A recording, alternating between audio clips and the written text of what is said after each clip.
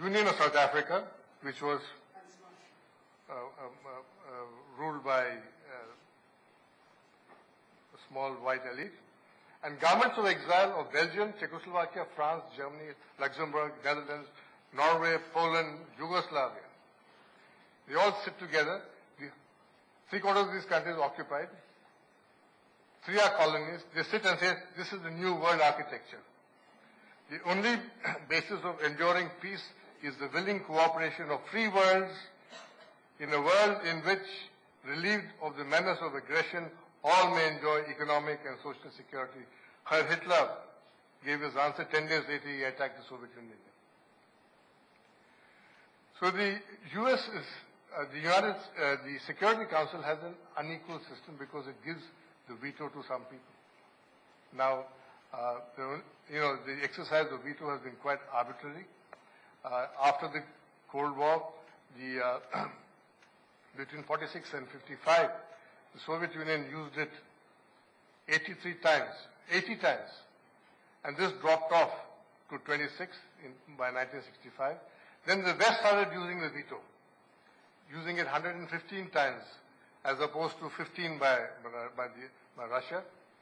Since 1996, Russia has not exercised the veto, whereas the U.S. has used it 6 times and China twice.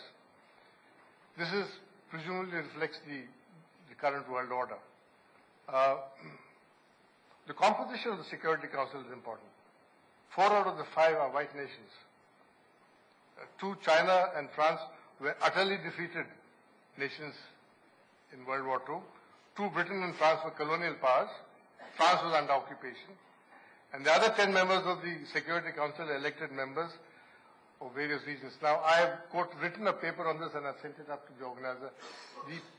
The elected members of the Security Council, the job is not worth, anything, because the P5 doesn't consult you on anything. There's a nice record of Ambassador Pepe Jaramillo of Colombia. When Colombia is a member of the Security Council, he's actually sitting outside the door and knocking and saying, please tell me what's happening. So at least I can tell my people that, I know a little of what's happening.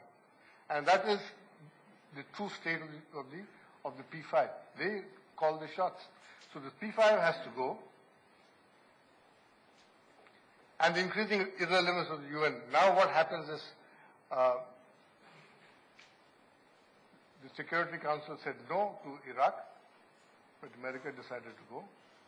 Security Council said no-fly zone in Libya, but NATO said we will extend the war. So it's becoming irrelevant. You have a Security Council, and it doesn't vote, it doesn't, so nobody listens to it.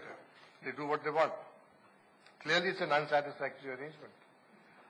The biggest economy in Europe, Germany, doesn't find a place in the Security Council.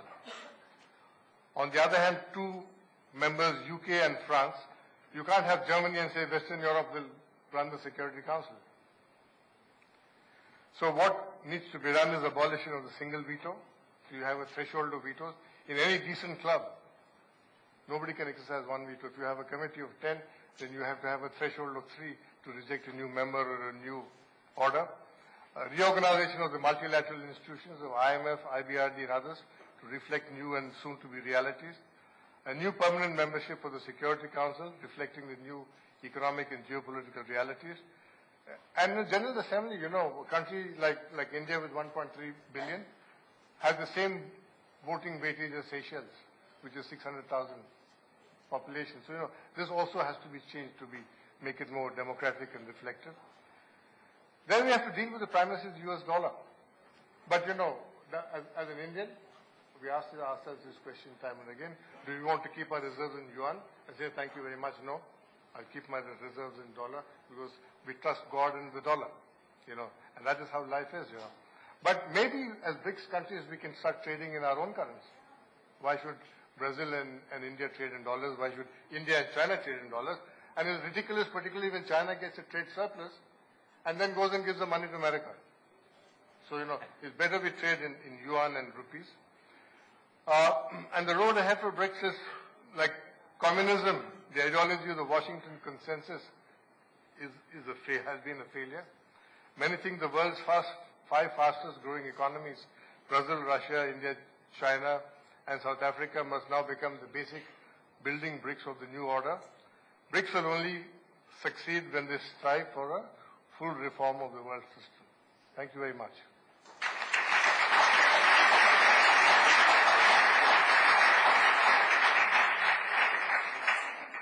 Thank you very much. And our discussant is Monica De Bol from PUC. And then we will want to have some time for, let's say, 5 questions, 5 responses or rebuttals, and whatever. Okay. I'm going to stand up because I'm rather afraid of falling off my chair, given that I'm just right here at the very corner. Let me first congratulate the speakers for some very and let me make a few remarks myself and then open up the floor for discussion. The basic points I have, I'm a macroeconomist, so I'll focus on the economic issues. I think to start with, despite the differences and the very clear divergences between these economies that we're calling the BRICS, the financial crisis of 2008, I think, presented a unique opportunity for these countries, as well as other emerging markets, to become more vocal in the global debate. And this is a big thing. This is a process that had been ongoing prior to the crisis.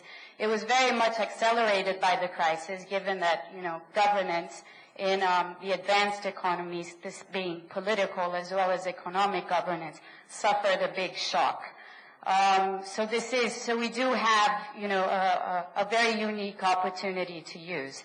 Having said that, though, the way the economy, the global economy is organized today, or disorganized, we should say, I think there are some, although there is a unique opportunity for these countries, there are also some very big challenges. And these challenges have to do with a complete macroeconomic misalignment between not just the advanced economies, but the emerging markets as well. In the U.S., and this was highlighted many times by I think all of the speakers, in the U.S. we have currently a monetary policy that is disorganizing the financial system and the working of the financial system. So excess liquidity is generating a lot of problems for many countries. However, some of these countries do have their own domestic problems to deal with.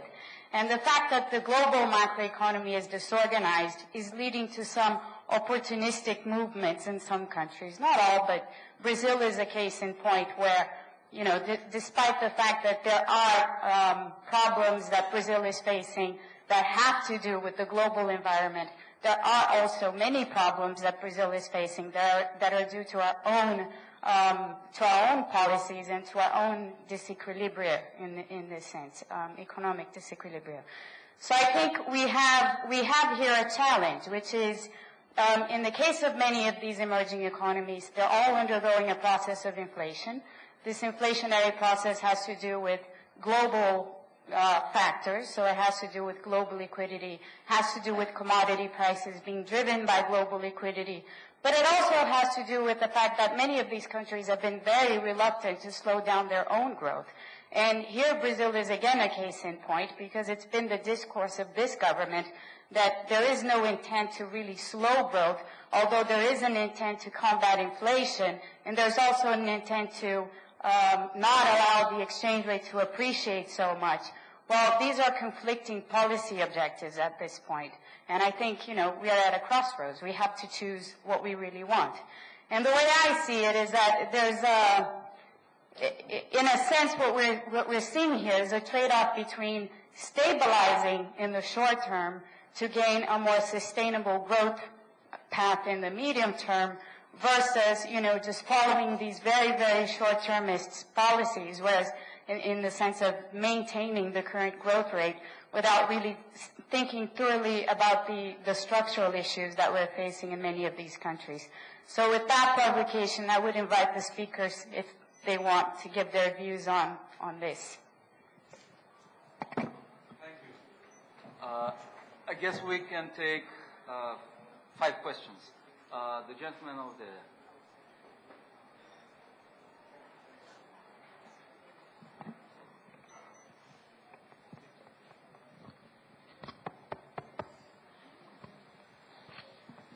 Thank you.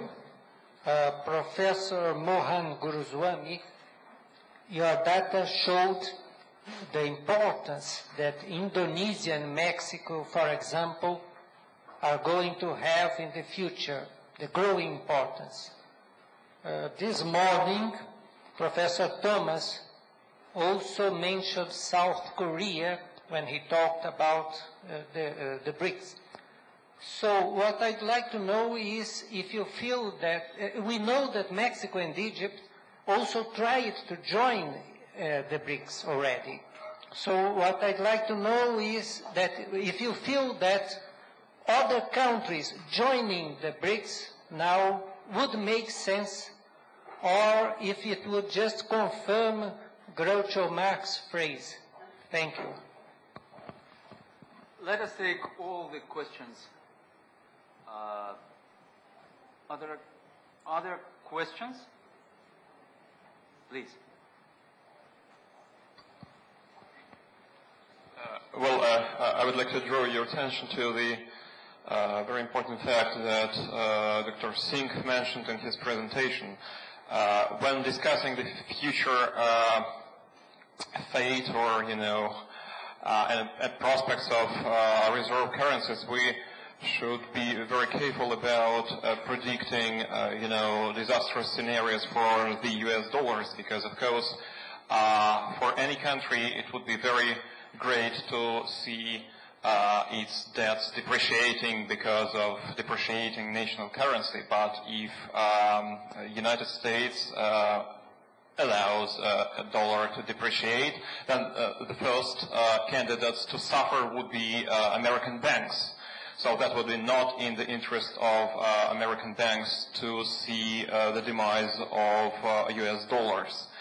And this should be taken into account when we predict future policies by the United States government. And this once again stresses the importance of finding the balanced solution for, coordinated monetary policies of BRICS countries, given the fact that US dollars is going to keep its key position in the world economy at least for 15 to 20 years.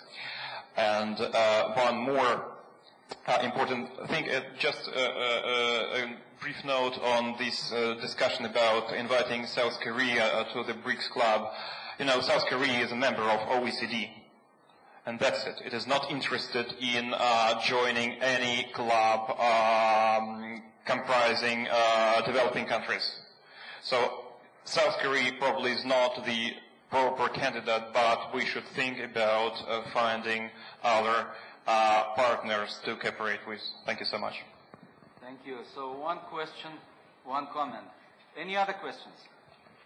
Please.